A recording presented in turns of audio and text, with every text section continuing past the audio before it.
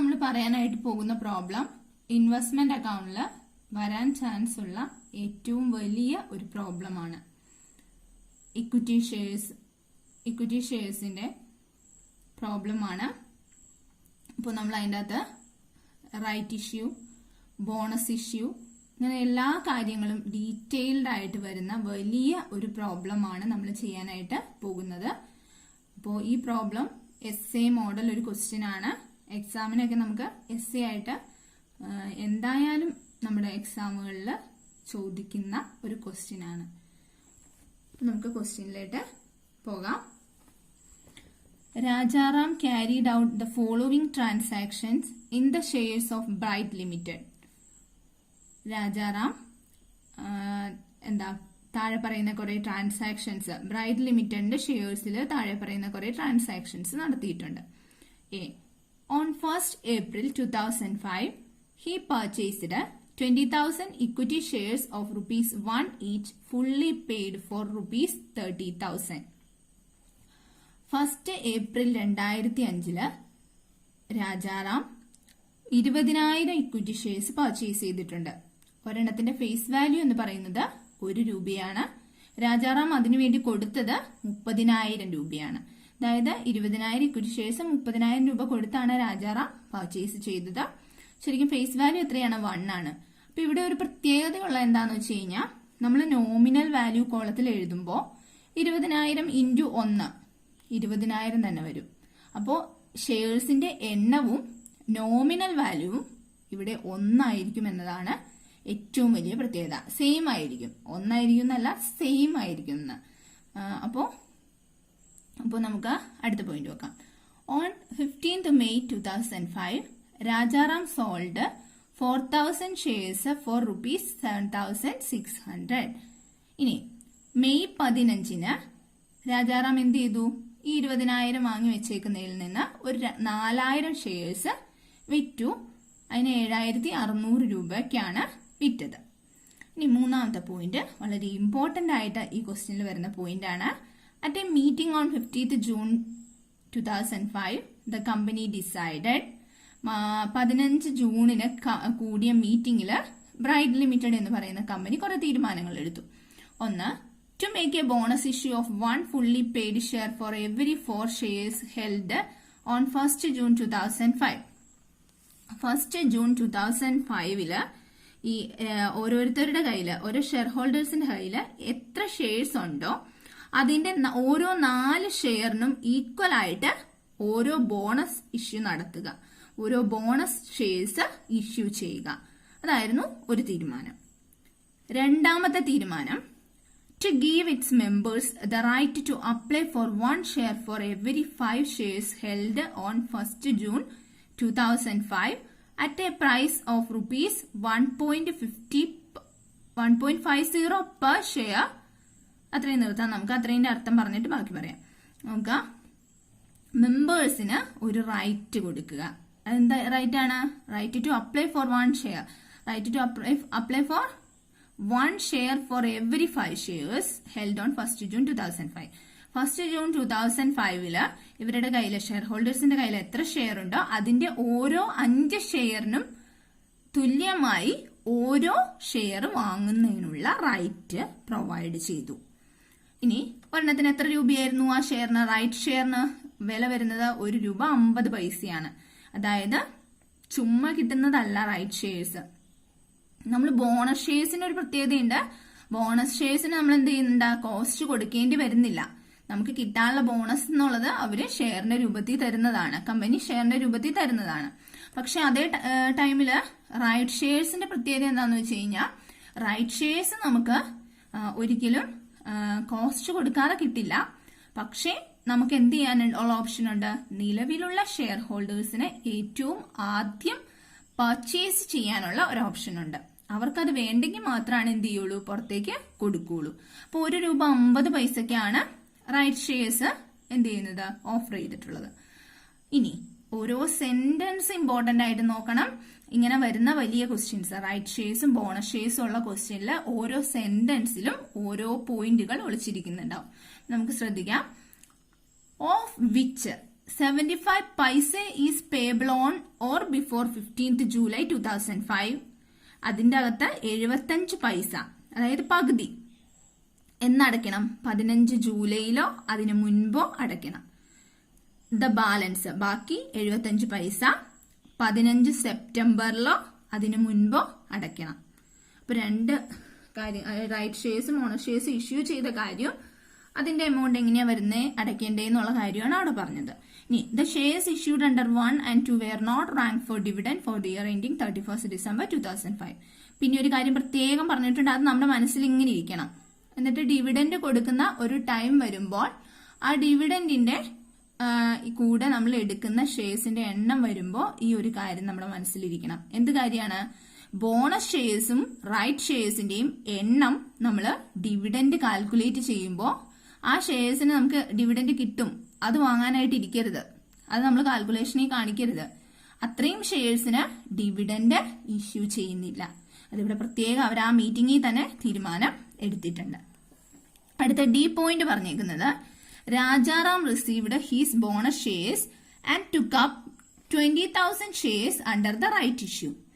ഇനി ഒരു പ്രത്യേക ഒരു കാര്യം ശ്രദ്ധിക്കാനുള്ളത്, ഇങ്ങനത്തെ ക്വസ്റ്റ്യൻസ് വരുമ്പോൾ മൊത്തം വായിച്ച് അതിന്റെ മീനിങ് മനസ്സിലാക്കിയിട്ടാണ് പ്രോബ്ലം ചെയ്തു തുടങ്ങാവുള്ളൂ.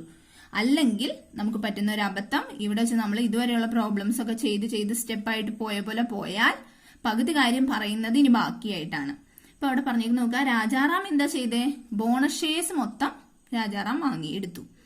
എന്നിട്ട് took up 20,000 shares under the right issue. Right ഇഷ്യൂവിൽ നിന്ന് എത്രയാണ് എടുത്തോളൂ? 2000 ഷെയർസ് മാത്രമാണ് റൈറ്റ് ഇഷ്യൂവിൽ നിന്ന് അദ്ദേഹം എടുത്തോളൂ. ഇനി paying the sums there on when due and selling the right to the remaining shares at 45 paise per share. The proceeds were received on 30th September 2005. അതിനുശേഷം രാജാറാം എന്താ ചെയ്തതെന്ന് അറിയാമോ? സാധാ പോലെ തന്നെ പൈസ അടച്ചു. അതായത് ഈ 75 പൈസയുടെ കാര്യം മറന്നു പോരുത്. 75 പൈസ എന്നടയ്ക്കണം 15th ജൂലൈയിലും, ബാക്കി 75 പൈസ 15th സെപ്റ്റംബറിലും അടയ്ക്കണം. അപ്പോ ഈ 2000 ഷെയർസിന് 75 പൈസ വീതം നമ്മൾ അടച്ചാൽ മതി. കാരണം എന്താണ്, 2000 ഷെയർസ് ആണ് ഇവിടെ രാജാറാം എടുത്തോളൂ. അപ്പൊ റൈറ്റ് ഷെയർസിന്റെ പ്രത്യേകത എന്താണെന്ന് വെച്ച് കഴിഞ്ഞാൽ, റൈറ്റ് ഷെയർസ് ആദ്യം ഷെയർ ഹോൾഡേഴ്സിന് ഓഫർ ചെയ്യും. അപ്പൊ റൈറ്റ് ഷെയർസ് വേണമെങ്കിൽ ഈ ഷെയർ ഹോൾഡേഴ്സിന് തന്നെ സബ്സ്ക്രൈബ് ചെയ്യാം, വാങ്ങാം. അല്ലെങ്കിൽ അവർക്ക് എന്ത് ചെയ്യാം, അത് വിൽക്കാം, ഒരു തേർഡ് പാർട്ടിക്ക് വിറ്റ് അതിന്റെ പൈസ എടുക്കാം. അപ്പോ രാജാറാം ചെയ്തതും അങ്ങനെ തന്നെയാണ്. 2000 ഷെയർസ് എടുത്തിട്ട് ബാലൻസ് ഇവിടെ പറയുന്നുണ്ട്, കണ്ടോ, റിമൈനിങ് ഷെയർസ് 40 പൈസക്ക്, ഒരു ഷെയറിന് 40 പൈസക്ക് വിറ്റു. വിറ്റിട്ട് എന്നാണ് അദ്ദേഹത്തിന് പൈസ കിട്ടുന്നത്? 30th September 2005 അപ്പൊ നമ്മൾ അതിന്റെ പൈസ കിട്ടുന്നതായിട്ട് കാണിക്കുന്നത് എന്താണ്? 30th September 2005 അതിന്റെ എമൗണ്ട് കിട്ടുന്നതായിട്ട് കാണിക്കണം. അപ്പൊ ഈ കിട്ടുന്ന എമൗണ്ട് നമുക്ക് ഒന്നെങ്കിൽ എന്ത് ചെയ്യാം, നമ്മുടെ പ്രോഫിറ്റ് ആൻഡ് ലോസ് അക്കൗണ്ടിലേക്ക് ട്രാൻസ്ഫർ ചെയ്യുന്നതായിട്ട് കാണിക്കാം. അല്ലെങ്കിൽ നമ്മുടെ കോസ്റ്റ് കോളത്തില്, ഇൻവെസ്റ്റ്മെന്റ് അക്കൗണ്ടിന്റെ കോസ്റ്റ് കോളത്തില് വരുന്നതായിട്ട് നമുക്ക് ഇവിടെ പോസ്റ്റ് ചെയ്യാം. അപ്പോൾ നമ്മൾ എന്താ, പ്രോഫിറ്റ് ആൻഡ് ലോസ് അക്കൗണ്ടിലേക്ക് ട്രാൻസ്ഫർ ചെയ്യുകയാണെങ്കിൽ നമ്മൾ നമ്മുടെ അക്കൗണ്ടിൽ കാണിക്കേണ്ട ആവശ്യം വരുന്നില്ല. ഇനി അടുത്ത പോയിന്റ് നോക്കുക. On 15th March 2006 he received a dividend from Bright Limited of 15% in respect of the year ended 31st December 2006. എന്താ പറഞ്ഞേക്കുന്നത്? മാർച്ച് 15 എന്താ ഡിവിഡൻഡ് കിട്ടി. ഡിവിഡൻഡ് കിട്ടുക എന്ന് പറഞ്ഞാൽ ഒരു വർഷത്തെയാണ് എപ്പോഴും കിട്ടുന്നത്. അപ്പോൾ ഡിവിഡൻഡിന്റെ കാൽക്കുലേഷൻ നടത്തുമ്പോൾ പ്രത്യേകം ശ്രദ്ധിക്കുക, ബോണസ് ഷെയർസും റൈറ്റ് ഷെയർസും മാറ്റി നിർത്തിയിട്ട് അതുവരെയുള്ള ഷെയർസിന്റെ എണ്ണം എത്രയാണോ എന്ന് നോക്കിയിട്ട് വേണം ഡിവിഡൻഡ് കാൽക്കുലേറ്റ് ചെയ്യാനായിട്ട്. ഇനി അടുത്ത ലാസ്റ്റ് പറഞ്ഞേക്കുന്നത്, on 30th March he received ₹14,000 for the sale of 10,000 shares. 30 മാർച്ചില് വീണ്ടും ഒരു സെയിൽസ് നടത്തുകയാണ്. 10,000 ഷെയർസ് ആണ് വിറ്റത്. 14,000 രൂപയാണ് നമുക്ക് സെയിൽസിൽ നിന്ന് കിട്ടിയത്. നമ്മളോട് പറഞ്ഞേക്കുന്നത്, you are required to record these transactions in the investment account in Rajaram's books for the year ended 31st March 2006, transferring any profit or losses on these transactions. Apply average basis. നമ്മളോട് രാജാറാമിന്റെ book തയ്യാറാക്കാനാണ് പറഞ്ഞേക്കുന്നത്. Investment account, രാജാറാമിന്റെ ബുക്കിലെ investment account തയ്യാറാക്കാനാണ് നമ്മളോട് പറഞ്ഞിട്ടുള്ളത്. Equity ഷെയർസിന്റെ investment account തയ്യാറാക്കാനാണ് പറഞ്ഞിട്ടുള്ളത്. Average basis apply ചെയ്യാൻ പറഞ്ഞിട്ടുണ്ട്. Average basis എന്ന് പറഞ്ഞു കഴിഞ്ഞാൽ നമ്മൾ ഫിഫോ മെത്തേഡും ഉപയോഗിക്കും, ആവറേജ് ബേസിസും ഉപയോഗിക്കും. അപ്പൊ ഫിഫോ മെത്തേഡിന്റെ പ്രോബ്ലം നമ്മൾ കഴിഞ്ഞ വീഡിയോസിൽ കണ്ടതാണ്. ഫിഫോ മെത്തേഡിന്റെ പ്രത്യേകത എന്താണെന്ന് വെച്ച് കഴിഞ്ഞാൽ ഫസ്റ്റ് ഇൻ ഫസ്റ്റ് ഔട്ട് മെത്തേഡാണ്. നമ്മൾ ആദ്യം വാങ്ങി വെച്ചിട്ടുള്ള സ്റ്റോക്കിൽ നിന്നായിരിക്കും നമ്മൾ എന്ത് ചെയ്യുന്നത്, സെയിൽസ് നടത്തി പോവുക. അതേസമയം ആവറേജ് മെത്തേഡ് ആണെങ്കിൽ, ആവറേജ് ബേസിസിലാണ് നമ്മൾ ഈ പ്രോബ്ലം ചെയ്യുന്നത് എങ്കിൽ, നമ്മൾ ഇപ്പോൾ ഒരു 2-3 പർച്ചേസ് നടത്തിയിട്ടുണ്ട് എന്ന് വിചാരിക്കാം. 2-3 പർച്ചേസ് നടത്തിയിട്ട് ഒരു സെയിൽസ് നടത്തുകയാണ് എങ്കിൽ ആ സെയിൽസ് നടത്തുന്നത് ഈ വാങ്ങിയ എല്ലാത്തിന്റെയും എണ്ണം ഡിവൈഡ് ചെയ്യണം. അതിന്റെ എല്ലാത്തിന്റെയും കോസ്റ്റിനെ ഈ എണ്ണം കൊണ്ട് ഡിവൈഡ് ചെയ്തിട്ട് അതിന്റെ ആവറേജ് എത്ര രൂപയായോ കോസ്റ്റ്, അതാണ് നമ്മൾ വിൽക്കുമ്പോൾ അതിന്റെ കോസ്റ്റ് ആയിട്ട് കാൽക്കുലേറ്റ് ചെയ്യുക. അല്ലെങ്കിൽ നമ്മൾ അതിന്റെ ആവറേജ് വില വെച്ചാണ് നമ്മൾ അതിൽ നിന്ന് എടുക്കുക, സെലക്ട് ചെയ്യുക, വിൽക്കാനായിട്ട് എടുക്കുക. അല്ലാതെ ഫസ്റ്റ് വാങ്ങി വെച്ച വിലയ്ക്ക് വിൽക്കുക, ആ ഒരു രീതി അവിടെ വരുന്നില്ല. അപ്പോൾ ഇനി നമുക്ക് പ്രോബ്ലം ചെയ്യാം. അതിന്റെ സൊല്യൂഷൻ എങ്ങനെയാന്ന് നോക്കാം. അപ്പൊ നമ്മൾ ആദ്യം heading in the books of രാജാറാമിന്റെ ബുക്കിലാണ് നമ്മൾ തയ്യാറാക്കുന്നത്. ഇൻവെസ്റ്റ്മെന്റ് അക്കൗണ്ട് ആണ്, ഷെയർസ് ഇൻ റൈറ്റ് ലിമിറ്റഡിന്റെ ഇൻവെസ്റ്റ്മെന്റ് അക്കൗണ്ട് ആണ് നമ്മൾ തയ്യാറാക്കുന്നത്. ആദ്യത്തെ transaction, on 1st April 2005 he purchased 20,000 equity shares of ₹1 each, fully paid for ₹30,000. അപ്പോൾ പർച്ചേസ് ആണ്. അപ്പോൾ പർച്ചേസ് നമുക്ക് എഴുതാം, ഡേറ്റ് ഇടുക 1/4/2005 ടു ബാങ്ക്, ബ്രാക്കറ്റിലെ പർച്ചേസ് എന്ന് കാണിക്കാം. നോമിനൽ കോളത്തിൽ ഇൻറ്റു 1 ആയതുകൊണ്ട് എന്താ, ആ സെയിം എണ്ണം തന്നെയാണ് വരുള്ളൂ. 20,000 ഇൻറ്റു 1 ചെയ്താൽ 20,000 തന്നെ വരും. അപ്പൊ 20,000 പ്രിൻസിപ്പൽ കോളത്തിൽ എത്ര രൂപയ്ക്കാണ് വിറ്റേക്കുന്നത്, 30,000 രൂപയ്ക്കാണ് പർച്ചേസ് ചെയ്തേക്കുന്നത്, വിറ്റതല്ല, പർച്ചേസ് ചെയ്തേക്കുന്നത് 30,000 രൂപയ്ക്കാണ്. അപ്പൊ നമുക്ക് 30,000 എന്ന് കാണിക്കാം. അപ്പൊ ഒന്നാമത്തെ ട്രാൻസാക്ഷൻ പോസ്റ്റ് ചെയ്തു. രണ്ടാമത്തെ നമുക്ക് നോക്കാം. On 15th May 2005, Rajaram sold 4,000 shares for ₹7,600. അതായത് 4,000 ഷെയർസ് വിറ്റതായിട്ട് കാണിക്കണം. സെയിൽസിന്റെ പോസ്റ്റിംഗ് ആണ്. അപ്പോൾ 15th May ആണ്. അപ്പോൾ സെയിൽസ് ഇപ്പുറ സൈഡിലാണ്. 15th May 2005 സെയിൽസ് ആണ്. അപ്പോൾ ബൈ ബാങ്ക്, ബ്രാക്കറ്റിലെ സെയിൽസ് എത്ര, ഫേസ് വാല്യൂ 4,000 ഷെയർസ് ആണ്. 4,000 ഇൻറ്റു 1 4,000 തന്നെ. വിറ്റ വില 7,600 ആണ് കേട്ടോ. 7,600 അങ്ങനെ തന്നെ കോസ്റ്റ് കോളത്തിലായിട്ട് നമുക്ക് എഴുതാം.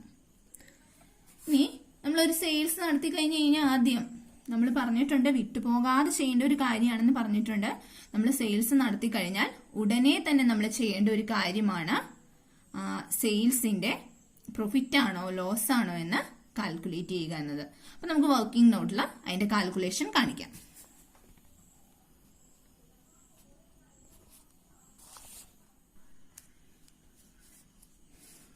നമ്മൾ 15/5/2005 നടന്ന സെയിൽസിലെയാണ് പ്രോഫിറ്റ് കണ്ടുപിടിക്കാൻ പോകുന്നത്. 5/5/2005 കാൽക്കുലേഷൻ ഓഫ്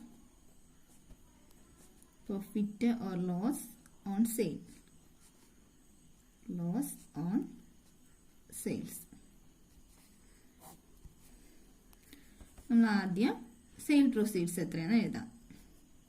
നമുക്ക് എത്ര രൂപ വിറ്റ് കിട്ടിയിട്ടുണ്ട്, = 7,600 രൂപയ്ക്കാണ് നമ്മൾ വിറ്റത്. ഓക്കെ, 7,600 രൂപയ്ക്കാണ് നമ്മൾ വിറ്റത്. 7,600 രൂപയ്ക്കാണ് വിറ്റത്. അപ്പോൾ 7,600 എഴുതി. ഇനി കോസ്റ്റ് ഓഫ് ഇൻവെസ്റ്റ്മെന്റ് സോൾഡ്,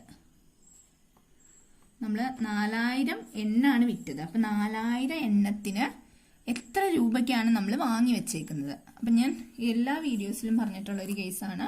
നമ്മൾ എങ്ങനെയായിരുന്നു വാങ്ങിയ വില കാണുന്നതിന്റെ കോസ്റ്റ് കാണുന്നത്. ഇവിടെ ആകെ ഒരു പർച്ചേസ് ആണുള്ളൂ, 20,000 ഉള്ളൂ. അപ്പൊ ഇതിൽ നിന്ന് തന്നെ കണ്ടാൽ മതി. ആവറേജ് മെത്തേഡ് ആണെങ്കിലും ഇവിടെ ഒരു പർച്ചേസ് ഉള്ള കാരണം നമ്മൾ സാധാ ചെയ്യുന്ന പോലെ ചെയ്യാം. 20,000 എണ്ണം വാങ്ങിയത് 30,000 രൂപയ്ക്കാണ്. അപ്പൊ ഒരെണ്ണത്തിന്റെ വില എങ്ങനെ കിട്ടും, 30,000 ഡിവൈഡഡ് ബൈ 20,000 ഒരെണ്ണത്തിന്റെ വില കിട്ടും. ഇൻറ്റു എത്ര എണ്ണത്തിന്റെ വില നമുക്ക് വേണം? 4000 എണ്ണത്തിന്റെ വില നമുക്ക് വേണം. അപ്പൊ 4000 എണ്ണത്തിന്റെ കോസ്റ്റ് കിട്ടും. നോക്കാം. 30,000 ഡിവൈഡഡ് ബൈ 20,000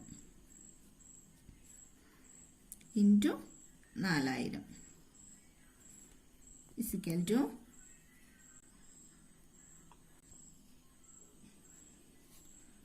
6000 ആണ്. അപ്പൊ നമുക്ക് ഇവിടെ കിട്ടുക. അപ്പൊ നോക്കാം, വാങ്ങി വെച്ച വിലയിനേക്കാൾ കൂടുതൽ വിലയ്ക്കാണ് നമ്മൾ വിറ്റത്. അപ്പൊ നമുക്ക് പ്രോഫിറ്റ് ആണ്. അപ്പൊ പ്രോഫിറ്റ് ഇസ് ഈക്വൽ ടു 1600. നമുക്കിവിടെ എടുത്തെഴുതാം. പ്രോഫിറ്റ് ആകുമ്പോൾ നമ്മൾ എന്ത് ചെയ്യണം? ഡെബിറ്റ് സൈഡിലാണ് ട്രാൻസ്ഫർ ചെയ്യുന്നതെന്ന് പറഞ്ഞിട്ടുള്ള കേസാണ്. അതേ ഡേറ്റില് 15/5/2005 ടു പ്രോഫിറ്റ് ആൻഡ് ലോസ് അക്കൗണ്ടിലേക്ക് ട്രാൻസ്ഫർ ചെയ്യാം. പ്രോഫിറ്റ് ആൻഡ് ലോസ് അക്കൗണ്ട് ബ്രാക്കറ്റില് പ്രോഫിറ്റ് ഓൺ സെയിൽ എത്രയാണ്? 1600 രൂപയാണ്. നമുക്ക് അടുത്തത് നോക്കാം. നമ്മുടെ ക്വസ്റ്റ്യനിലേക്ക് നോക്കിക്കേ. ഇനി നമ്മുടെ ബോണസ് ഷെയറിന്റെയും റൈറ്റ് ഷെയറിന്റെയും കേസ് വരികയാണ് കേട്ടോ. അപ്പൊ അത് വളരെയധികം ശ്രദ്ധിക്കണം. ബോണസ് ഷെയറിന്റെ റൈറ്റ് ഷെയറിന്റെയും കേസാണ് വരുന്നത്. To make a bonus issue of one fully paid share for every 4 shares held on 1st June 2005. 1st June 2005 നമ്മുടെ കയ്യിൽ എത്ര ഷെയർസ് ഉണ്ടോ അതിന്റെ ഓരോ 4 ഷെയറിനും ഈക്വൽ ആയിട്ടാണ് ഓരോ ബോണസ് ഷെയർസ് ഇഷ്യൂ ചെയ്യുന്നത്. ഇനി Rajaram received his bonus shares, full bonus shares receive ചെയ്തു എന്ന് പറഞ്ഞിട്ടുണ്ട്. അപ്പൊ എത്ര ബോണസ് ഷെയർസ് ആണ് നമ്മൾ രാജാറാമിന് കിട്ടിയതെന്നാണ് ആദ്യം കണ്ടുപിടിക്കാനായിട്ട് പോകുന്നത്. അപ്പോൾ എത്ര ബോണസ് ഷെയർസ് രാജാറാമിന് കിട്ടിയെന്ന് നമുക്ക് ആദ്യം നോക്കാം. അപ്പൊ നമുക്ക് ആദ്യം ഈ ബോണസ് ഷെയർസ് കണ്ടുപിടിക്കണമെങ്കിൽ നമ്മളോട് പ്രത്യേകം പറഞ്ഞിരിക്കുന്ന ഒരു പോയിന്റ് ഉണ്ട്. 1st June 2005 നമ്മുടെ കയ്യിൽ എത്ര ഷെയർസ് ഉണ്ട് അതിന്റെ ഓരോ 4 ഷെയർസിനുമാണ്. അപ്പൊ 1st June 2005 അല്ലെ? ഇപ്പൊ നമ്മൾ എത്തിയിരിക്കുന്നത് ഏകദേശം ആ ഒരു സ്റ്റേജിൽ തന്നെയാണ്. ഇതുവരെയുള്ള കാൽക്കുലേഷൻ എടുത്താൽ മതി. അപ്പൊ ആദ്യം നമ്മുടെ കയ്യിൽ ഒരു 20,000 ഷെയർസ് ഉണ്ടായിരുന്നു. നോമിനൽ വാല്യൂ സെയിം ആയതുകൊണ്ട് എണ്ണോ നമുക്ക് അങ്ങനെ തന്നെ എടുക്കാം കേട്ടോ. നോമിനൽ വാല്യൂല് × 1 വരുന്നതായിരുന്നു. അപ്പോൾ 20,000 അതിൽ 4000 വിറ്റു. അപ്പൊ എത്രയുണ്ട്? 16,000 ഷെയർസ് ആണ് നിലവില് ഇപ്പോൾ രാജാറാമിന്റെ കയ്യില്. ജൂൺ 2005 1st June 2005 ആകുമ്പോഴത്തേക്കും രാജാറാമിന്റെ കയ്യിലുള്ളത്. അപ്പൊ നമുക്ക്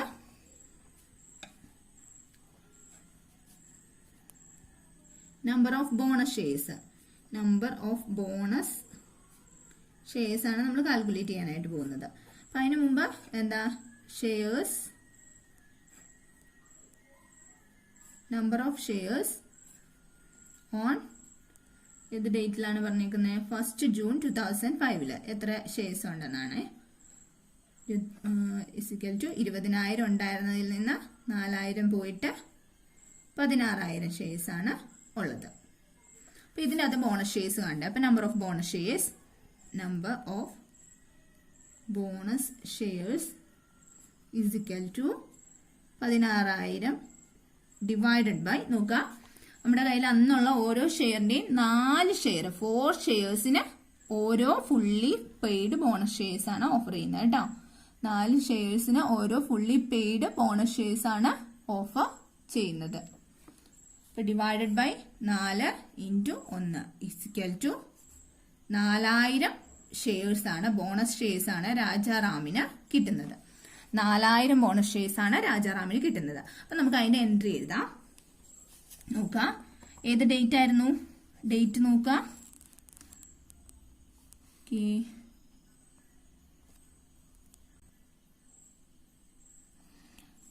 അപ്പൊ നോക്കാം 1st June വരെയുള്ള പറഞ്ഞേക്കുന്നത്. അപ്പൊ നമുക്ക് എന്താ ആ ഡേറ്റ് വെച്ച്, അപ്പൊ നമുക്ക് 1st June തന്നെ ബോണസ് ഇഷ്യൂ കിട്ടുന്നതായിട്ട് കാണിക്കാം. നോക്കാം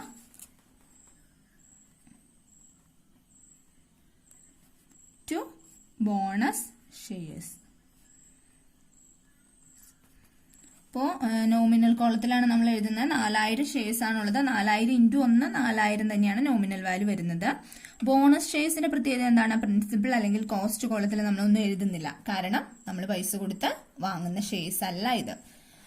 അതുകൊണ്ട് നമ്മൾ എന്താ കോസ്റ്റ് കോളത്തിൽ എഴുതുന്നില്ല. ഇനി അടുത്തത് നോക്കാം.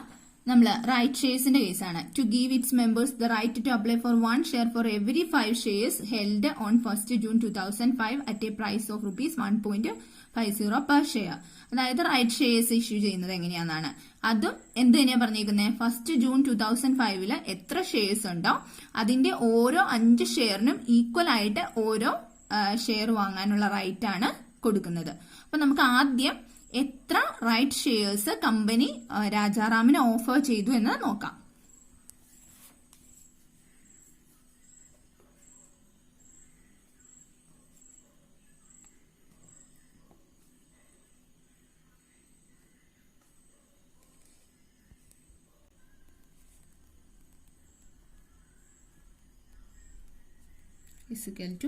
നമുക്ക് അറിയാം 1st June 2005 എത്ര ഷെയർസ് ഉണ്ട് എന്ന് നമുക്ക് ഓൾറെഡി നമ്മൾ കണ്ടുപിടിച്ച് വെച്ചിരിക്കുന്ന കാര്യമാണ്. അപ്പൊ 16,000 ഡിവൈഡഡ് ബൈ ഓരോ 5 ഷെയറിന് ഈക്വൽ ആയിട്ട് ഒരു ഷെയർ എന്നാണ് റൈറ്റ് ഷെയറിന്റെ കേസ് പറഞ്ഞിരിക്കുന്നത്. അപ്പൊ ഇസിക്കൽ ടു 3200 ഷെയർസ് എന്ന് നമുക്ക് ആൻസർ കിട്ടും. അപ്പൊ 3200 ഷെയർസ് ആണ് ശരിക്കും രാജാറാമിന് കമ്പനി റൈറ്റ് ഇഷ്യൂവിലൂടെ ഓഫർ ചെയ്യുന്നത്. അതായത് ഈ ഷെയർസ് രാജാറാമിന് ഒന്നെങ്കിൽ സബ്സ്ക്രൈബ് ചെയ്യാം അല്ലെങ്കിൽ അത് സെയിൽസ് നടത്താം. അപ്പൊ രാജാറാം എന്താണ് ചെയ്തത് എന്ന് കൂടി നോക്കിയിട്ട് മാത്രമേ നമ്മൾ റൈറ്റ് ഷെയർസിന്റെ കാര്യങ്ങൾ എന്താന്ന് വെച്ച് കഴിഞ്ഞാൽ ട്രീറ്റ്മെന്റ് നടത്താവുള്ളൂ. അപ്പൊ നമുക്ക് നോക്കാം. രാജാറാം എന്താ ചെയ്തേക്കുന്നത്? Took up 2000 shares under the right issue. 2000 shares എന്ത് ചെയ്തു? എടുത്തു റൈറ്റ് ഇഷ്യൂല്. അതായത് 3200 ഓഫർ ചെയ്തതിൽ 2000 അദ്ദേഹം സബ്സ്ക്രൈബ് ചെയ്തു. പിന്നെ എന്താ ബാക്കി? Selling the right to the remaining shares at 40 paise per share. Balance 1200 shares ഒരെണ്ണത്തിന് 40 പൈസക്ക് എന്ത് ചെയ്തു? സെയിൽസും നടത്തി. അപ്പൊ നമുക്ക് ആദ്യം രാജാറാം റൈറ്റ് ഇഷ്യൂവിലൂടെ സബ്സ്ക്രൈബ് ചെയ്ത ഷെയർസിന്റെ എൻട്രി പോസ്റ്റ് ചെയ്യാം. അപ്പൊ നോക്കുക,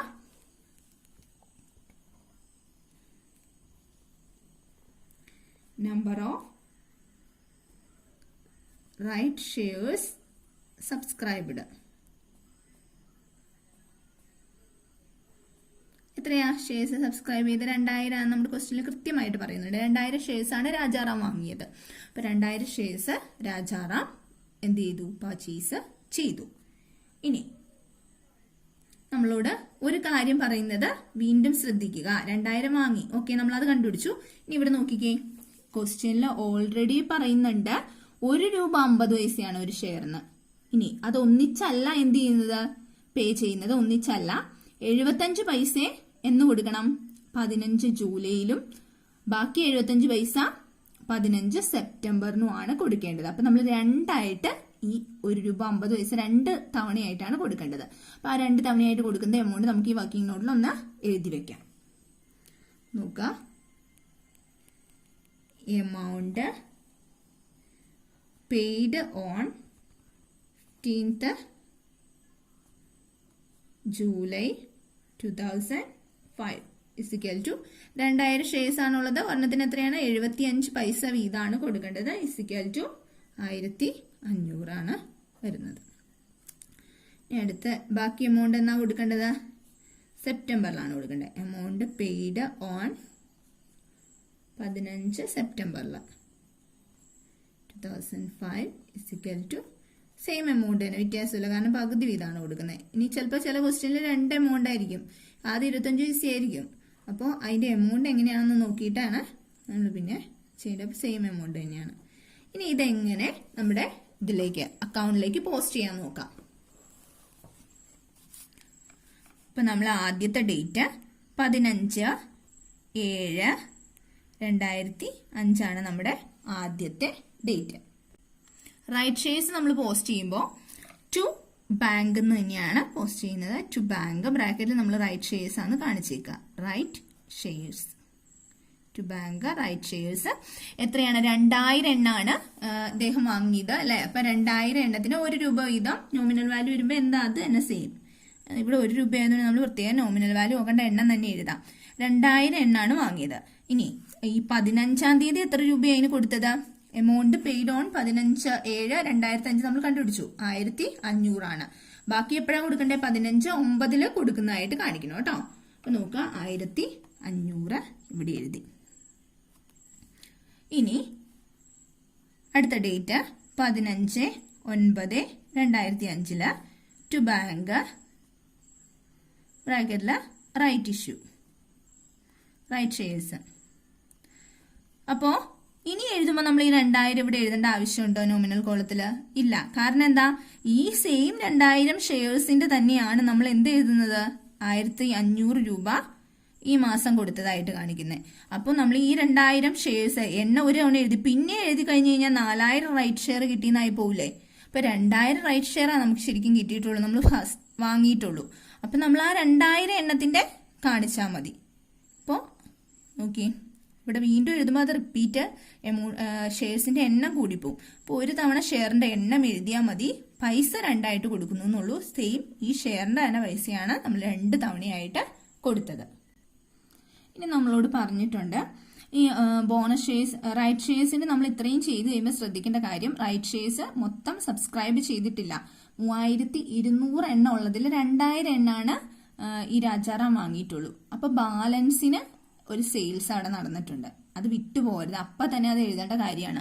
അപ്പൊ അതിന്റെ നോക്കുക, റിമൈനിങ് ഷെയർസ് 40 പൈസയ്ക്കാണ് എന്ത് ചെയ്തേക്കുന്നത്? വിറ്റുപോയിട്ടുള്ളത്. അപ്പൊ നമ്മൾ റിമൈനിങ് ഷെയർസ് എത്ര രൂപയ്ക്കാണ് വിറ്റത്, എത്ര എണ്ണം വിറ്റു, അത് എത്ര രൂപയായി എന്ന് നമുക്ക് എത്ര രൂപ അതിൽ നിന്ന് കിട്ടി എന്ന് നമ്മളൊന്ന് കാണിക്കണം. അപ്പൊ വർക്കിംഗ് നോട്ടിലേക്ക് തന്നെ പോകാം. നമ്പർ ഓഫ് ഷെയർസ് സോൾഡ്, ബാക്കി വിൽക്കാൻ എത്ര ഷെയർസ് നമ്മുടെ കയ്യിൽ ഉണ്ട്. 3200 എണ്ണം റൈറ്റ് ഷെയർ ആയിട്ട് നമുക്ക് കമ്പനി ഓഫർ ചെയ്തു. അതിൽ നിന്ന് രാജാറാം 2000. നമ്മൾ എന്ന് പറയുമ്പോൾ എപ്പോഴും രാജാറാമാണ് കേട്ടോ. ഞാൻ ഇപ്പോൾ രാജാറാമായിട്ടാണ് ഈ പ്രോബ്ലം ചെയ്യുന്നത്, അപ്പോൾ അതുകൊണ്ടാണ് അങ്ങനെ പറയുന്നത്. അപ്പോൾ ഈ 2000 ആണ് എന്ത് ചെയ്തത്? രാജാറാം പർച്ചേസ് ചെയ്തത്. അപ്പോൾ 3200 നിന്ന് 2000 കുറച്ചിട്ട് ബാക്കി 1200 ഷെയർസ് എന്ത് ചെയ്യാനുള്ളതാണ്? സെയിൽസ് ചെയ്യാനുള്ളതാണ്. ഇനി ഈ 1200 ഷെയർസ് ഒരെണ്ണത്തിന് 40 പൈസ രൂപ വിലക്കാണ് വിറ്റത്. അപ്പൊ നമുക്ക് എത്ര രൂപ കിട്ടി? Amount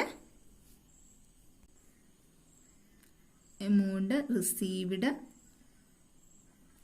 on sales is equal to 1200 into ഒരെണ്ണത്തിന് 40 പൈസയാന്ന് പറഞ്ഞല്ലോ. അപ്പൊ 40 പൈസ ഇസ് ഇക്വൽ ടു ₹480 ആണ് നമുക്ക് കിട്ടുന്നത്.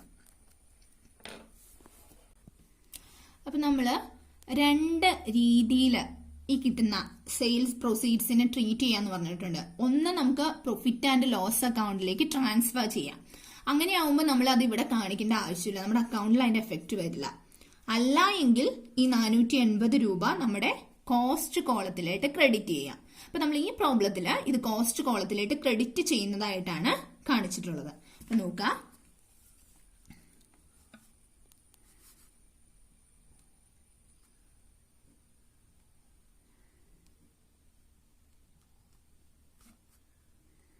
ബൈ ബാങ്ക് എന്ന് പറഞ്ഞുകൊണ്ട് തന്നെ നമുക്ക് കാണിക്കാം. സെയിൽ പ്രൊസീഡ്സ് ആണ്. പ്രൊസീഡ്സ് ഓഫ് റൈറ്റ് ഷെയർസ് എന്ന് ബ്രാക്കറ്റിൽ എഴുതാം. Proceeds of right shares, sale proceeds of right shares ആണ്. അപ്പോൾ എത്രയാണ് കിട്ടിയത്? 480 കോസ്റ്റ് കോളത്തിലായിട്ട് ക്രെഡിറ്റ് ചെയ്തതായിട്ട് കാണിക്കാം. അല്ല എങ്കിൽ നമ്മൾ ഈ ട്രാൻസാക്ഷൻ എഴുതിയേ വേണ്ട. പ്രോഫിറ്റ് ആൻഡ് ലോസ് അക്കൗണ്ടിലേക്കാണ് ട്രാൻസ്ഫർ ചെയ്യുന്നതെങ്കിൽ നമ്മൾ ഈ ട്രാൻസാക്ഷൻ എഴുതിയേ ചെയ്യില്ല ഇവിടെ. ഇനി നമുക്ക് നമ്മുടെ ക്വസ്റ്റ്യൻ നോക്കാം. അടുത്ത പറഞ്ഞേക്കുന്നത്, on 15th March 2006 he received a dividend from Bright Limited of 15% in respect of the year ended 31st December 2006. March 15, 2006 നമുക്കൊരു ഡിവിഡൻഡ് കിട്ടുകയാണ്. അപ്പൊ ഡിവിഡൻഡ് കിട്ടുമ്പോൾ നമ്മൾ പ്രത്യേകം ശ്രദ്ധിക്കേണ്ട, ഇവിടെ പറഞ്ഞേക്കുന്ന ഈ ഒരു point, the shares issued under 1 and 2 were not ranked for dividend. അതായത് ബോണസ് ഷെയർസും റൈറ്റ് ഷെയർസിന്റെ എണ്ണം നമ്മൾ എന്ത് ചെയ്യേണ്ട? ഡിവിഡൻഡ് കാൽക്കുലേറ്റ് ചെയ്യാനായിട്ട് പരിഗണിക്കേണ്ട ആവശ്യം ഇല്ല. അപ്പൊ ഡിവിഡൻഡ് കാൽക്കുലേറ്റ് ചെയ്യാൻ ബോണസ് ഷെയർസും റൈറ്റ് ഷെയർസും പരിഗണിക്കുന്നില്ല എങ്കിൽ ഇപ്പോൾ നിലവിൽ നമ്മുടെ കയ്യിൽ എത്ര ഷെയർസ് ഉണ്ടോ അത്രയും എണ്ണത്തിന് നമുക്ക് കിട്ടുന്ന ഡിവിഡൻഡ് കാൽക്കുലേറ്റ് ചെയ്യണം. അപ്പൊ നമ്മൾ നോക്കുക, നമ്മുടെ കയ്യിൽ ഇപ്പോ നിലവിൽ എത്ര ഷെയർസ് ഉണ്ട് നോക്കാം. 20,000 ഷെയർസ് ആദ്യം നമ്മുടെ കയ്യിലുണ്ടായിരുന്നു. 20,000 ഷെയർസിൽ നിന്ന് നമ്മൾ 4,000 വിറ്റു. അപ്പൊ നമ്മുടെ കയ്യിൽ 16,000 ഷെയർസ് ഉണ്ട്. പിന്നെ നമ്മൾ വാങ്ങിയത് ബോണസ് ഷെയർസും റൈറ്റ് ഷെയർസും ആണ്. അപ്പൊ ഇത് രണ്ടും എടുക്കണ്ട. അപ്പൊ നമ്മുടെ കയ്യിൽ എത്രയുണ്ട്? 16,000 ഷെയർസ് ആണ് അപ്പൊ നിലവിൽ നമ്മുടെ കയ്യിലുള്ളത്. അപ്പൊ 16,000ന്റെ 1 രൂപ ഫേസ് വാല്യൂ വെച്ച് 16,000 തന്നെ ഫേസ് വാല്യൂ. അപ്പൊ ഫേസ് വാല്യൂലാണ് ഡിവിഡൻഡ് കാണുന്നതെന്ന് നമ്മൾ നേരത്തെ പറഞ്ഞായിരുന്നു. അപ്പൊ ആ 1 രൂപ ഫേസ് വാല്യൂ വെച്ച് 16,000 ആണ് എമൗണ്ട് വന്നത്. 16,000ന്റെ 15% ഡിവിഡൻഡ് ഇഷ്യൂ ചെയ്ത് നമുക്ക് കിട്ടുക. അപ്പൊ അടുത്തത് dividend received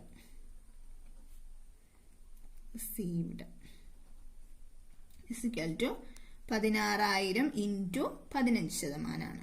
is equal to rupees 2,400 ആണ് ഡിവിഡൻഡ് വരിക. നമുക്കിവിടെ ആ ഡേറ്റ് ഇട്ടിട്ട് ഡിവിഡൻഡ് കാണിക്കാം. ഡേറ്റ് എന്ന് പറഞ്ഞിരിക്കുന്നത് 15th മാർച്ച് ആണ് പറഞ്ഞിരിക്കുന്നത്. അപ്പൊ 15th മാർച്ച് 2006 ആണ് കേട്ടോ. ബൈ ബാങ്ക് ബ്രാക്കറ്റിലെ ഡിവിഡൻഡ് നമ്മൾ ഇൻട്രസ്റ്റ് എഴുതുന്ന പോലെ തന്നെ ഡിവിഡൻഡ് കോളത്തിൽ എഴുതണം കേട്ടോ. ഡിവിഡൻഡ് കിട്ടുന്നത് ഡിവിഡൻഡ് കോളത്തിൽ എഴുതണം. 2,400 ആണ് ഡിവിഡൻഡ് നമുക്ക് കിട്ടിയത്. ഇനി നമ്മുടെ ക്വസ്റ്റ്യൻ നോക്കുക. അടുത്തത് പറഞ്ഞിരിക്കുന്നത് on 30th March he received rupees 14,000 for the sale of 10,000 shares. പിന്നെ അടുത്തത് നമ്മളോട് പറഞ്ഞിരിക്കുന്നത് എന്താ? ഒരു സെയിൽസിന്റെ കേസ 30 മാർച്ചില്. അപ്പൊ അത് എഴുതാം നമുക്ക്. 30/3/2006 സെയിൽസ് എടുക്കാണ്. ബൈ ബാങ്ക് തന്നെയാണ് സെയിൽസ് എടുക്കുമ്പോൾ നമ്മൾ എഴുതേണ്ടത്. ബൈ ബാങ്ക് ബ്രാക്കറ്റിൽ സെയിൽസ് ആണ്. എത്ര രൂപയാണ് നേരിട്ട് ഡയറക്ട്ലി പറഞ്ഞിട്ട് നമുക്ക് എഴുതാം. 14,000 rupees ആണ് നമുക്ക് കിട്ടിയത്. 10,000 ഷെയർസ്. 10,000 ഷെയർസിന് ഫേസ് വാല്യൂ 1 രൂപ വീതം 10,000 തന്നെ. അപ്പൊ 10,000 ഇവിടെ ഫേസ് വാല്യൂ കോളത്തിൽ 10,000, ഇവിടെ 14,000 രൂപയാണ് നമുക്ക് വിറ്റപ്പോ കിട്ടിയത്. ഇത്രയും നമുക്ക് എഴുതാം. ഇനി സെയിൽസ് നടന്നു കഴിഞ്ഞാൽ അടുത്ത സ്റ്റെപ്പ് അതിന്റെ പ്രോഫിറ്റ് അല്ലെങ്കിൽ ലോസ് കാൽക്കുലേറ്റ് ചെയ്യലാണ്. നമ്മൾ കാൽക്കുലേറ്റ് ചെയ്യാനായിട്ട് പോകുന്നത് profit on 10,000 shares sold. 10,000 shares നമ്മൾ വിറ്റതിന്റെ പ്രോഫിറ്റ് ആണ് കാണാൻ പോണത്. പ്രോഫിറ്റ് ഓർ ലോസ് കേട്ടോ. എഴുതുമ്പോൾ അങ്ങനെ തന്നെ എഴുതിക്കോളാം. ലോസ് ആണോ നമുക്ക് അറിയില്ലല്ലോ. Loss or profit on 10,000 shares sold ആണ് നമ്മൾ കാണാനായിട്ട് പോകുന്നത്. അപ്പൊ ആദ്യം നമുക്ക് വിറ്റ് കഴിഞ്ഞപ്പോൾ കിട്ടിയ sales proceeds. Sale proceeds of 10,000 shares. 10,000 shares നമ്മൾ വിറ്റതിന്റെ സെയിൽ പ്രൊസീഡ്സ് എത്രയാണ് നമുക്ക് കിട്ടിയത്? 14,000 ആണ് നമ്മൾ വിറ്റപ്പോൾ നമുക്ക് കിട്ടിയ സെയിൽ പ്രൊസീഡ്സ് എന്ന് പറയുന്നത്. 14,000 രൂപയ്ക്കാണ് നമ്മളത് വിറ്റത്. പിന്നെ നമ്മൾ ഈ 10,000 ഷെയർസിന്റെ കോസ്റ്റ് കണ്ടുപിടിക്കണം. അപ്പൊ അടുത്ത heading cost of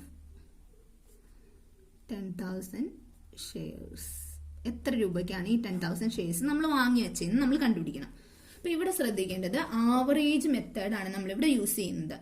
first in first out method അല്ല നമ്മളിവിടെ യൂസ് ചെയ്യുന്ന, ആവറേജ് മെത്തേഡാണ്. അപ്പൊ ഇതിനു മുമ്പും നമ്മുടെ ഈ പ്രോബ്ലത്തിൽ ഒരു സെയിൽസ് നടന്നു. പക്ഷെ നമ്മൾ അന്നേരം അവിടെ ഒന്നും കൺഫ്യൂഷൻ അടിക്കേണ്ട വന്നില്ല. നേരെ നമ്മൾ സാധാ ചെയ്യണ പോലെ ചെയ്തേ. അതിനുള്ള കാരണം എന്താന്ന് വെച്ച് കഴിഞ്ഞാൽ അവിടെ നമ്മുടെ കയ്യിൽ ആദ്യത്തെ ആ ഷെയർ മാത്രമേ ഉണ്ടായിരുന്നുള്ളൂ. ആ സെയിൽസ് നടന്നപ്പോ ഓൾറെഡി പർച്ചേസ് ചെയ്ത ഒരു സെക്ഷൻ മാത്രമേ ഉണ്ടായിരുന്നുള്ളൂ. പിന്നെയും പർച്ചേസും സെയിലും ഒക്കെ നടന്നു കഴിഞ്ഞു കഴിഞ്ഞാലാണ് നമുക്ക് ഈ ആവറേജ് മെത്തേഡ് യൂസ് ചെയ്യേണ്ടി വന്നെ. നമ്മുടെ കയ്യിൽ ഏറ്റവും ആദ്യം ആ പർച്ചേസ് ചെയ്ത ഒറ്റ ഷെയർ ഉണ്ടായിരുന്നുള്ളൂ. അപ്പൊ അതിന്റെ എത്രയാ നമ്മൾ ഒരെണ്ണത്തിന് എത്ര രൂപയാവും എന്ന് കണ്ടുപിടിച്ച് ആണ് അതിന്റെ കോസ്റ്റ് കണ്ടുപിടിച്ചത്. പക്ഷെ ഇവിടെ നമ്മൾ കാണുമ്പോൾ കുറെ ഷെയർസ് വാങ്ങി വെച്ചേക്കുന്നതും കുറെ ഷെയർസ് വിറ്റതും ഒക്കെ ഉണ്ട്. അപ്പൊ അതൊക്കെ പരിഗണിച്ചിട്ട് വേണം ഈ 10,000 ഷെയർസിന്റെ ആ എല്ലാ ഷെയർസിന്റെ എണ്ണത്തിനെയും കൊണ്ട് ഡിവൈഡ് ചെയ്ത് അതിന്റെ ആവറേജ് പ്രൈസ് കണ്ടുപിടിച്ചിട്ട് വേണം ഈ 10,000 ഷെയർസിന്റെ വില കണ്ടുപിടിക്കാനായിട്ട്. അപ്പൊ നമ്മള് ആദ്യം ഇപ്പൊ നിലവിൽ നമ്മുടെ കയ്യിൽ എത്ര ഷെയർസ് ഉണ്ടെന്ന് കണ്ടുപിടിക്കണം. എന്നാലാണല്ലോ ആവറേജ് ബേസിസിൽ ആ ഷെയർസും കൊണ്ട് ഡിവൈഡ് ചെയ്യാൻ പറ്റുള്ളൂ. അപ്പൊ നമ്മൾ ആദ്യം നമ്പർ ഓഫ് ഷെയർസ്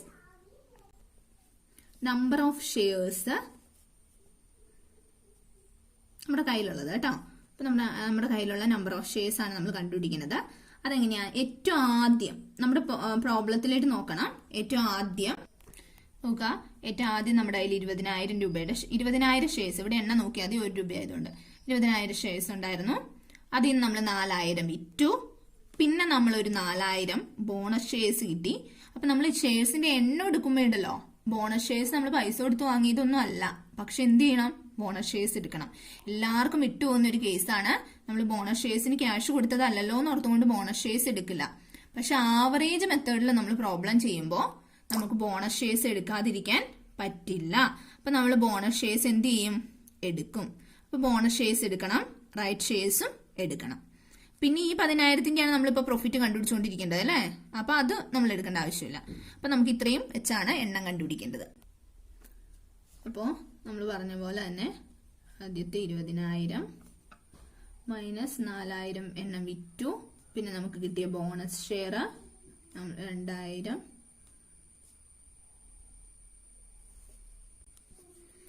അല്ല, എന്താ ബോണസ് ഷെയർ 4,000, 2,000 അല്ല 4,000 പ്ലസ് നമ്മുടെ റൈറ്റ് ഷെയർ ഉണ്ട്. റൈറ്റ് ഷെയർ 2,000 എണ്ണാണ് നമ്മൾ വാങ്ങിയിട്ടുള്ളൂ. അപ്പൊ ഇത്രയും കൂടി കഴിഞ്ഞ് കഴിയുമ്പോൾ നമുക്ക് കിട്ടിയ നമ്പർ ഓഫ് ഷെയർസ് എന്ന് പറയുന്നത് എത്രയാ, 22,000 ആണ് നമുക്ക് കിട്ടിയ ഷെയർസ്. 22,000 ഷെയർസ് ആണ് നമ്മുടെ കയ്യിൽ നിലവിലുള്ളത്. അപ്പൊ 22,000 ഷെയർസ് ആണ് ഉള്ളത്. ഇനി നമ്മൾ കണ്ടുപിടിക്കേണ്ടത്, ഇപ്പൊ നമ്മൾ കണ്ടുപിടിച്ച 22,000 ഷെയർസ് നമ്മുടെ കയ്യിലുണ്ട്. അപ്പൊ അത്രയും കിട്ടിയിട്ടോ. അപ്പൊ ആദ്യം നമ്മൾ കണ്ടുപിടിക്കേണ്ടേ നമ്മുടെ കയ്യിൽ എത്ര ഷെയർസ് ഉണ്ട്, അത് കണ്ടുപിടിച്ചു. ഇനി നമ്മൾ കണ്ടുപിടിക്കേണ്ടത് നമ്മൾ ഇത്രയും നാള് പർച്ചേസ് ചെയ്ത എല്ലാ ഷെയറിന്റെയും കൂടി പർച്ചേസ് ചെയ്തത്, സെയിൽസ് ചെയ്തത് കുറച്ചിട്ട് ബാക്കി എത്ര കോസ്റ്റിന്റെ ഷെയർസ് നമ്മുടെ കയ്യിലുണ്ട്. അതായത് നമ്മൾ കൊടുത്ത് വാങ്ങിയ വിലയാണ് നോക്കണ്ടേ കേട്ടോ, നമുക്ക് കിട്ടിയതല്ല നോക്കണ്ടേ, നമ്മൾ കൊടുത്ത എത്ര രൂപയുടെ കോസ്റ്റിന്റെ ഷെയർസ് നമ്മുടെ കയ്യിലുണ്ടെന്ന് നോക്കണം. അപ്പൊ ആദ്യം നമുക്ക് നോക്കാം. 20,000 ഷെയർസ് ആയിരുന്നു നമ്മുടെ കയ്യിൽ ഉണ്ടായിരുന്നത്. അതിന് 30,000 രൂപയ്ക്കാണ് നമ്മൾ വാങ്ങിയിരുന്നത്. അപ്പൊ 30,000 കോസ്റ്റ് ഉണ്ട്. ഈ 30,000 കോസ്റ്റിൽ നിന്ന് നമ്മൾ ഒരു പ്രോഫിറ്റ് കണ്ടുപിടിക്കുന്ന ടൈമിൽ നമ്മൾ ഒരു 4,000 എണ്ണം വിറ്റായിരുന്നു. അപ്പൊ 4,000 എണ്ണത്തിന്റെ കോസ്റ്റ് എത്രയാന്ന് കണ്ടുപിടിച്ചായിരുന്നു. എത്രയാ, 6,000 ആണ് 4,000 എണ്ണത്തിന്റെ കോസ്റ്റ്. അപ്പോ 30,000-ൽ നിന്ന് ഈ 6,000 എന്ത് ചെയ്ത് കളയണം, കുറച്ച് കളയണം. ഇപ്പൊ 6,000 രൂപയുടെ കോസ്റ്റ് ഉള്ള ഈ 4,000 ഷെയർസ് നമ്മുടെ കയ്യിലില്ല, നമ്മളത് വിറ്റ് കളഞ്ഞു. അപ്പൊ 30,000 രൂപയുടെ കോസ്റ്റുള്ള ഷെയർസ് നമ്മുടെ കയ്യിൽ ഉണ്ടായിരുന്നു. അതിൽ നിന്ന് നമ്മൾ 6,000 രൂപ കോസ്റ്റുള്ള 4,000 ഷെയർസ് വിറ്റ് കളഞ്ഞു. അപ്പൊ 30,000-ൽ നിന്ന് എന്ത് ചെയ്യണം, ഈ 6,000 കുറയ്ക്കണം. അപ്പൊ നമുക്ക് എഴുതാം. ആദ്യം നമ്മുടെ കയ്യിൽ 20,000 ഷെയർസ് ഉണ്ടായിരുന്നു, അതിന്റെ കോസ്റ്റ് വാല്യൂ എന്ന് പറയുന്നത് 30,000. പിന്നെ നമ്മൾ 4,000 ഷെയർസ് വിറ്റു, അതിന്റെ കോസ്റ്റ് വാല്യൂ എന്ന് പറയുന്നത് 6,000 ആണ്.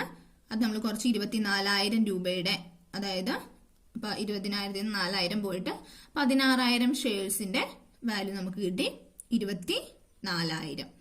ഇനി നമ്മള് പിന്നെ വാങ്ങിയത് എന്താ, പിന്നെ നമുക്ക് ബോണസ് ഷെയർസ് കിട്ടി. അതിന് നമ്മുടെ കയ്യിൽ നിന്ന് കോസ്റ്റ് ഒന്നും പോയിട്ടില്ല. അപ്പൊ അതിന് വില എന്ത് ചെയ്യണ്ട, ഇതിന്റെ കൂടെ എടുക്കേണ്ട ആവശ്യം ഇല്ല. പിന്നെ നമുക്ക് കിട്ടിയത് എന്താ, റൈറ്റ് ഷെയർസ് ആണ്. അപ്പൊ റൈറ്റ് ഷെയർസിന്റെ വാല്യൂ നമ്മൾ എന്ത് ചെയ്യണം, ഇതിന്റെ കൂടെ ആഡ് ചെയ്യണം. അപ്പോൾ add cost of 2,000 right shares. അപ്പൊ വിറ്റതിന്റെ ഒക്കെ കോസ്റ്റ് കുറച്ചും കളയണം, നമ്മുടെ കയ്യിലുള്ളതിന്റെ ഒക്കെ കോസ്റ്റ് അതിന്റെ കൂടെ ആഡ് ചെയ്യണം. അപ്പോഴാണ് നമുക്ക് ഇപ്പൊ നിലവിലുള്ള 22,000 ഷെയർസിന്റെ കോസ്റ്റ് എത്രയാന്ന് കിട്ടുള്ളൂ. അപ്പൊ കോസ്റ്റ് 2,000 ഷെയർസിന്റെ കോസ്റ്റ് നമുക്ക് നോക്കാം. നമ്മൾ 2 പ്രാവശ്യമായിട്ടാണ് ഈ 2,000 റൈറ്റ് ഷെയർസിന്റെ പൈസ കൊടുത്തിട്ടുള്ളത്. 1,500 ആയിട്ടും 1,500 ആയിട്ടും 2 തവണയായിട്ടാണ്. അപ്പൊ ടോട്ടൽ എത്രയായി, 3,000 ആയി. അപ്പൊ നമുക്ക് അത് അതിൻ്റെ അകത്തേക്ക് എഴുതാം. നോക്കാം, 3,000 ആഡ് ചെയ്യണം. പിന്നെ നമുക്ക് ആഡ് ചെയ്യാനുള്ള ഐറ്റം എന്താന്ന് നോക്കാം. ആഡ് ബോണസ് ഷെയർസിന്റെ കോസ്റ്റ് ഓഫ് ബോണസ് ഷെയർസ്. അത് നമുക്ക് എഴുതി വെച്ച് കഴിഞ്ഞാൽ നമുക്ക് ഐഡന്റിഫൈ ചെയ്യാൻ എളുപ്പമുണ്ടാവും. ബോണസ് ഷെയർസ് നമ്മുടെ കയ്യിൽ നിന്ന് എന്തെങ്കിലും പൈസ പോയിട്ടുണ്ടോ, ഇല്ല. ബോണസ് ഷെയർസിന്റെ അവിടെ നിന്ന് കാണിച്ചേക്കാം. ഇനി നമ്മൾ പറഞ്ഞായിരുന്നു നമുക്ക് ഇത് വിറ്റ് കിട്ടുന്ന റൈറ്റ് ഷെയർസിന്റെ ബാക്കി നമ്മൾ സബ്സ്ക്രൈബ് ചെയ്യുന്നില്ലെങ്കിൽ അത് വിറ്റ് കിട്ടുന്ന പൈസ നമ്മൾ ഒന്നെങ്കിൽ പ്രോഫിറ്റ് ആൻഡ് ലോസ് അക്കൗണ്ടിൽ കാണിക്കും, അല്ലെങ്കിൽ നമ്മൾ നമ്മുടെ ഇൻവെസ്റ്റ്മെന്റ് അക്കൗണ്ടിൽ ക്രെഡിറ്റ് ചെയ്യും എന്ന് പറഞ്ഞായിരുന്നു. അപ്പൊ നമ്മളിപ്പോ ഈ പ്രോബ്ലത്തിൽ നമ്മൾ ഇൻവെസ്റ്റ്മെന്റ് അക്കൗണ്ടിൽ അത് ക്രെഡിറ്റ് ചെയ്തേക്കാണ്. അപ്പൊ നമുക്ക് 2 ആൻസർ ആണ് ശരിക്കും പറഞ്ഞാൽ. ഇൻവെസ്റ്റ്മെന്റ് അക്കൗണ്ട് വരയ്ക്കുമ്പോൾ ഈ ഐറ്റം എടുക്കുന്നത് വഴി 2 ആൻസറാണ് നമുക്ക് കിട്ടുന്നത്. ഒന്ന് പ്രോഫിറ്റ് ആൻഡ് ലോസ് അക്കൗണ്ടിലേക്ക് ക്രെഡിറ്റ് ചെയ്യുകയാണ്, പ്രോഫിറ്റ് ആൻഡ് ലോസ് അക്കൗണ്ടിലേക്ക് നമ്മൾ ട്രാൻസ്ഫർ ചെയ്യുകയാണെങ്കിൽ നമ്മൾ എന്ത് ചെയ്യണ്ട, അത് ഒരു സ്ഥലത്തും എടുക്കണ്ട പിന്നെ ആ എമൗണ്ട്. അതേസമയം നമ്മളിപ്പോ ചെയ്തിരിക്കുന്ന ഈ പ്രോബ്ലത്തില് എന്താ ചെയ്തേക്കുന്നത്, ആ എമൗണ്ടിനെ നമ്മൾ ഇൻവെസ്റ്റ്മെന്റ് അക്കൗണ്ടിലേക്ക് കോസ്റ്റ് കോളത്തിലേക്ക് ക്രെഡിറ്റ് ചെയ്തിട്ടുണ്ട്. അപ്പൊ അങ്ങനെ ക്രെഡിറ്റ് ചെയ്താൽ അതുകൂടി നമ്മൾ ഇവിടെ കോസ്റ്റ് കാണുമ്പോൾ പരിഗണിക്കണം. കാരണം നമ്മൾ 3000 രൂപ എന്താ നമുക്ക് റൈറ്റ് ഷെയർസ് വാങ്ങാൻ ചെലവായിട്ടുണ്ടെങ്കിൽ നമ്മുടെ 480 രൂപ നമുക്ക് എന്ത് ചെയ്തു, ഇത് വിറ്റപ്പോ തിരിച്ചും കിട്ടിയിട്ടുണ്ട്. അപ്പൊ ആ 480 രൂപ നമ്മളിവിടെ കോസ്റ്റിൽ നിന്ന് കുറച്ച് കാണിക്കണം. അപ്പൊ less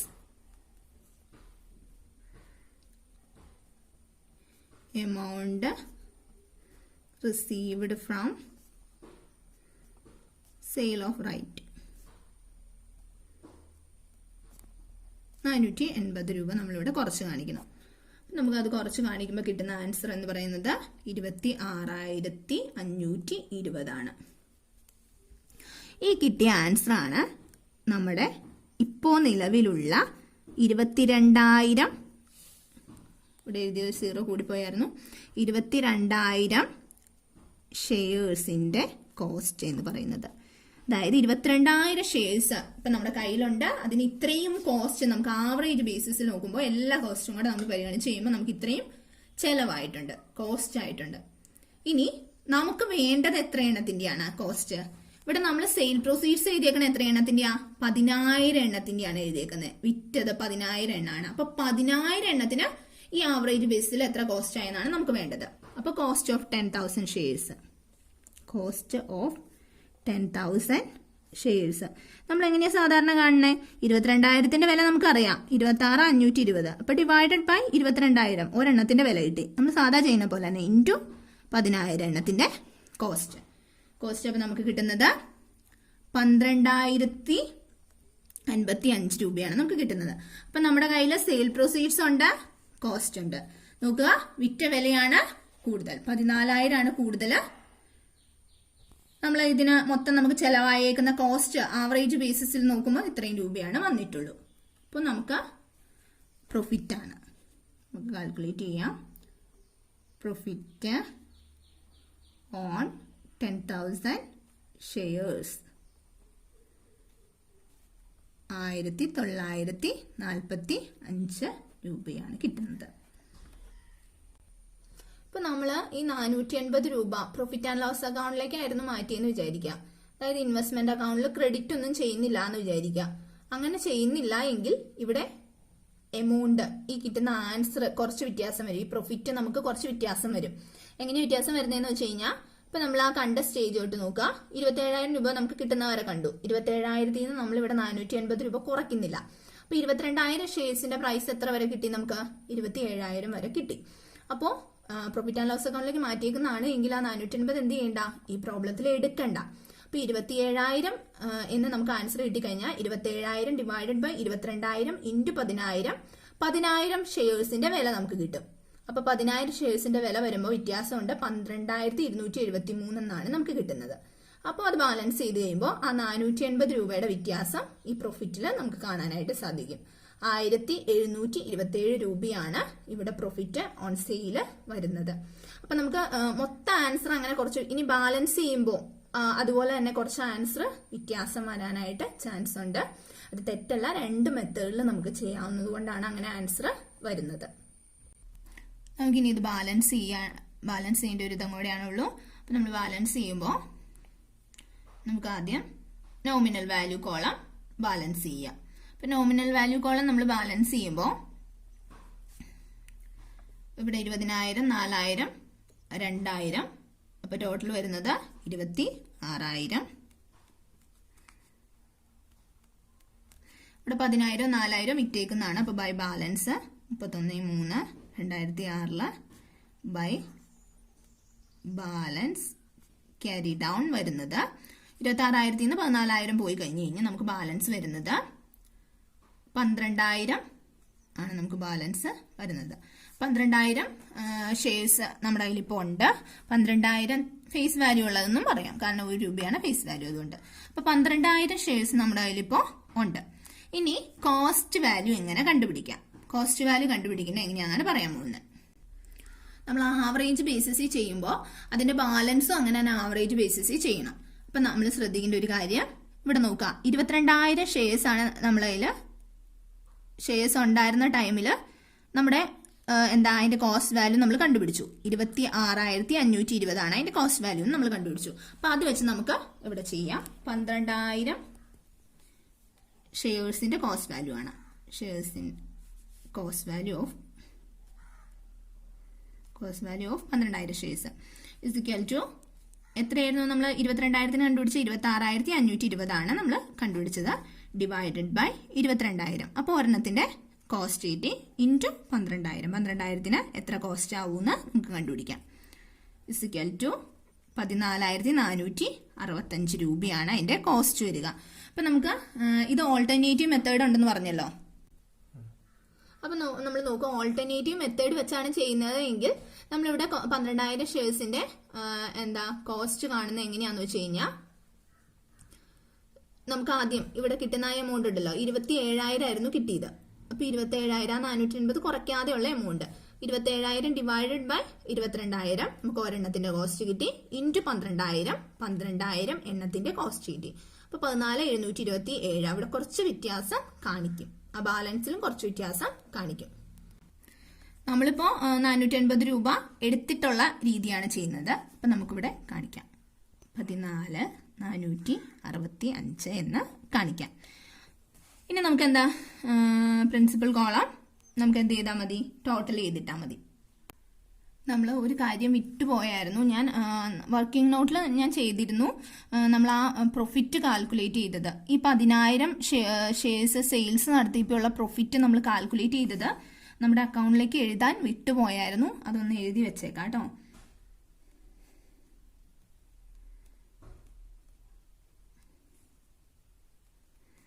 profit and loss account എന്ന് പറഞ്ഞുകൊണ്ട് നമ്മൾ എഴുതേണ്ടതായിരുന്നു, വിട്ടുപോയതാണ് കേട്ടോ. നമ്മൾ അതിന്റെ വർക്കിംഗ് നോട്ടൊക്കെ ചെയ്തതാണ്, പക്ഷെ ആ ഒരു സ്റ്റെപ്പ് ഇങ്ങോട്ട് എടുത്തെഴുതാൻ വിട്ടുപോയി. 1945 രൂപയായിരുന്നു അത്. അപ്പൊ അത് എടുത്തെഴുതാം, അതും കൂടെ എടുത്തെഴുതിയിട്ട് പ്രിൻസിപ്പൽ കോസ്റ്റോളം നമ്മൾ ബാലൻസ് ചെയ്യേണ്ടത് കേട്ടോ. നമുക്ക് ബാലൻസ് ചെയ്യുമ്പോൾ ഈക്വൽ ആയിട്ട് കിട്ടും. 36,545 കിട്ടുക, ഇവിടെ 36,545 കിട്ടും. അപ്പൊ നമ്മൾ നമ്മൾ ഇത് ഷെയറിന്റെ എണ്ണം വെച്ചൊന്നും കാൽക്കുലേറ്റ് ചെയ്തില്ലെങ്കിലും നമുക്ക് ബാലൻസ് ചെയ്യുമ്പോൾ ഓട്ടോമാറ്റിക് ആയിട്ട് ഇവിടെ എത്രയാണോ കുറവ് തന്നെ അതങ്ങ് എഴുതിയാലും ഇത് കറക്റ്റ് ആവും കേട്ടോ. ഇനി നമുക്ക് ബാലൻസ് ചെയ്യാനുള്ളത് ഡിവിഡൻഡ് കോളാണ്. ഇവിടെ 2,400, ഇവിടെ ഒന്നുമില്ല, 2,400 ബാലൻസ് നമുക്ക് ട്രാൻസ്ഫർ ചെയ്യാം ടു ബാലൻസ്. നമ്മൾ ഡിവിഡൻഡ് ആണ്, പ്രോഫിറ്റ് ആൻഡ് ലോസ് അക്കൗണ്ടിലേക്കാണ് ട്രാൻസ്ഫർ ചെയ്യേണ്ടത്. To profit and loss account, profit and loss അക്കൗണ്ടിലേക്ക് ട്രാൻസ്ഫർ ചെയ്യാം. ഡിവിഡൻഡ് 2,400. ഇനി നമ്മൾ ഓൾട്ടർനേറ്റീവ് മെത്തേഡ് ഒരെണ്ണം പറഞ്ഞായിരുന്നല്ലോ. അപ്പൊ ഓൾട്ടർനേറ്റീവ് മെത്തേഡാണ് എടുക്കുന്നത്, പ്രോഫിറ്റ് ആൻഡ് ലോസ് അക്കൗണ്ടിലേക്ക് ട്രാൻസ്ഫർ ചെയ്യുന്ന ഒരു പ്രോസസ്സ് ആണ് നമ്മൾ എടുക്കുന്നത് എങ്കിൽ ഡിവിഡൻഡിന്റെ കോളം ബാലൻസ് ചെയ്ത് കാണിച്ചില്ലെങ്കിലും കുഴപ്പമൊന്നുമില്ല. ഇപ്പൊ രണ്ട് സൈഡിൽ 2,400 എഴുതിയിട്ടാൽ മതി. പ്രോഫിറ്റ് ആൻഡ് ലോസ് അക്കൗണ്ടിലേക്ക് മാറ്റുന്നത് കാണിക്കണമെന്ന് നിർബന്ധമൊന്നും ഇല്ല. ഇപ്പൊ ഈ പ്രോബ്ലത്തിൽ നമ്മൾ എല്ലാം എടുത്തു പോകുന്നത് കാരണം അത് ബാലൻസ് ചെയ്ത് തന്നെയാണ് പോകുന്നത്. അപ്പൊ നിങ്ങൾക്ക് വളരെ വളരെ ഇമ്പോർട്ടന്റ് ആയിട്ടുള്ള ഒരു പ്രോബ്ലമാണിത്. ഈ പ്രോബ്ലം അത്യാവശ്യം നിങ്ങൾ പഠിച്ചു കഴിഞ്ഞാൽ ശരിക്കും നിങ്ങൾ ഇൻവെസ്റ്റ്മെന്റ് അക്കൗണ്ട് കംപ്ലീറ്റ് ആയി എന്ന് പറയാം. Right shares and bonus shares ആണ് നമുക്ക് ഏറ്റവും ഇമ്പോർട്ടന്റ് ആയിട്ട് ഇൻവെസ്റ്റ്മെന്റ് അക്കൗണ്ടിൽ വരുന്ന പോർഷൻ. നമ്മളൊന്ന് ശ്രദ്ധിച്ചു കഴിഞ്ഞാൽ, അതിന്റെ ഐഡിയ ഒന്ന് ക്യാച്ച് ചെയ്ത് കഴിഞ്ഞാൽ വളരെ എളുപ്പമുള്ള ഒരു പ്രോബ്ലമാണ്. നമുക്ക് വളരെ ശ്രദ്ധിച്ച് ചെയ്യണമെന്ന് മാത്രമാണ് ഇതിൻ്റെ അകത്തൊരു പ്രശ്നം വരുന്നത്. കാരണം നമ്മൾ കുറേ ഐറ്റംസ് വരുന്നത് കാരണം എടുത്തെഴുതാൻ നമുക്ക് വിട്ടുപോകാനുള്ളൊരു ചാൻസ് ഉണ്ട്. അപ്പോൾ നമ്മൾ നന്നായിട്ടൊന്ന് ശ്രദ്ധിച്ച് എഴുതി കഴിഞ്ഞു കഴിഞ്ഞാൽ നമ്മുടെ ഇത് വലിയ മിസ്റ്റേക്ക് ഒന്നും കൂടാതെ നമുക്ക് ചെയ്യാനായിട്ട് സാധിക്കും. അപ്പോൾ നന്നായിട്ട് ഈ പ്രോബ്ലം ശരിക്കും അത്യാവശ്യം നല്ല കുറച്ച് ടൈം എടുത്ത് തന്നെ ചെയ്ത് നോക്കുക.